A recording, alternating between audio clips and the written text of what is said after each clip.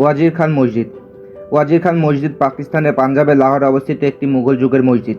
সম্রাট শাহজাহানের শাসনামলে 1634 সালে এই মসজিদটির নির্মাণ কাজ শুরু করা হয় এবং 1642 সালে নির্মাণ কাজ শেষ হয়।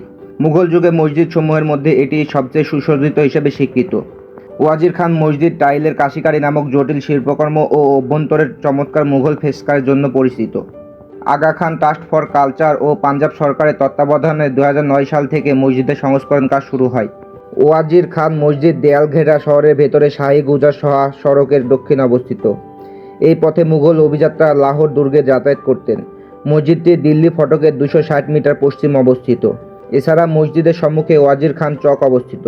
মুঘল দরবারের প্রধান চিকিৎসক ইসলামউদ্দিন আনসারি মসজিদ নির্মাণের আদেশ দিয়েছিলেন। তিনি ওয়াজির খান নামে পরিচিত ছিলেন। ওয়াজির খান পরবর্তীতে পাঞ্জাবের সুবেদার নিযুক্ত হন। তিনি লাহোরের আরও কিছু স্থাপনা নির্মাণ করেন। মসজিদের অভ্যন্তরে ফ্রেস্কোর সজ্জায় মুঘল ও স্থানীয় পাঞ্জাবি সজ্জার মিশ্রণ ঘটেছে। মসজিদের বাইরের অংশ পারস্য শৈলীর কাশিকারী সজ্জায় সজ্জিত।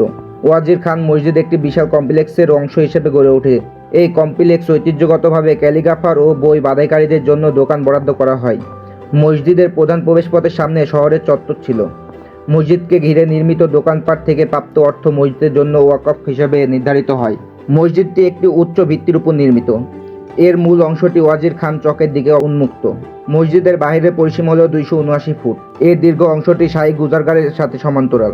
মসজিদটি চুনাপাথর ও ইট দ্বারা নির্মিত। বিভিন্ন অংশে সজ্জা শৈলী ব্যবহারের কারণে ওয়াজির খান মসজিদ পরিচিত। সম্রাট শাহজাহানের যুগে লাহোরে নির্মিত স্থাপনায় কাশিকারী শৈলী ব্যবহার হলে ওয়াজির খান মসজিদের মতো ব্যাপক মাত্রায় আর কোথাও ব্যবহার হয়নি। মসজিদের বাইরের অংশে কাশিকারী নামে পরিচিত সজ্জা শৈলী শোভিত। মসজিদের উঠানের দিকে থাকা বহির্ভাগ মোটিফে সজ্জিত। এতে 17শো শতাব্দীর পারস্যের ছাপ লক্ষ্য করা যায়। পারস্য রীতিতে ব্যবহৃত রঙের মধ্যে রয়েছে লাজভাদ, ফিরোজা, সাদা, সবুজ, কমলা, হলুদ ও বেগুনি। অন্যদিকে পারস্য প্রভাবিত মোটিফে ফুল ফলের নকশা রয়েছে। মসজিদে সাইপাস গাছের মোটিফ রয়েছে। এই মসজিদে প্রথম পারস্য রীতির মোটিফ ব্যবহৃত হয়েছিল। ওয়াজির খান চকের দিকে থাকা বহির্ভাগ টাইল ও ক্যালিগ্রাফির দ্বারা শোভিত করা হয়। এতে কুরআনের আয়াত, হাদিস, দোয়া ইত্যাদি উৎকীর্ণ রয়েছে। নামাজের মূল স্থানে কুরআনের আয়াত উৎকীর্ণ রয়েছে। ক্যালিগ্রাফার হাজি ইউসুফ কাশ্মীরি এগুলো উৎকীর্ণ করেন। ভেতরের দেয়াল সুন্দর ফ্রেস্কোতে অলঙ্কৃত করা হয়েছে। মুঘল যুগের অন্যান্য মসজিদের চেয়ে এই শৈলী স্বতন্ত্র।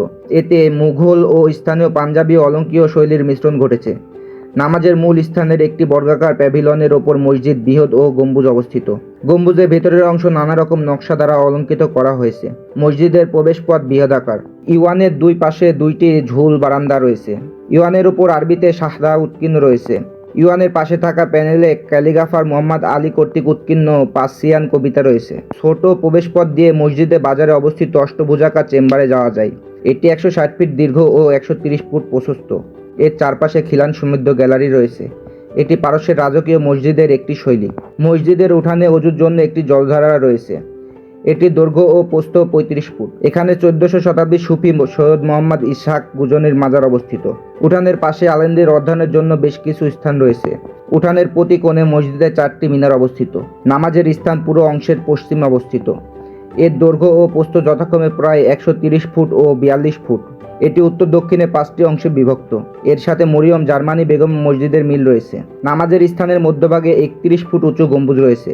এর ব্যাস 23 ফুট। 4টি খিলান নিয়ে গঠিত বর্গাকার প্যাভিলিয়নের ওপর এটি অবস্থিত। এটি পারস্যের স্থাপত্য রীতি। নামাজের স্থানের বাকি অংশের ওপর 21 ফুট উঁচু ও 19 ফুট ব্যাস বিশিষ্ট গম্বুজ রয়েছে।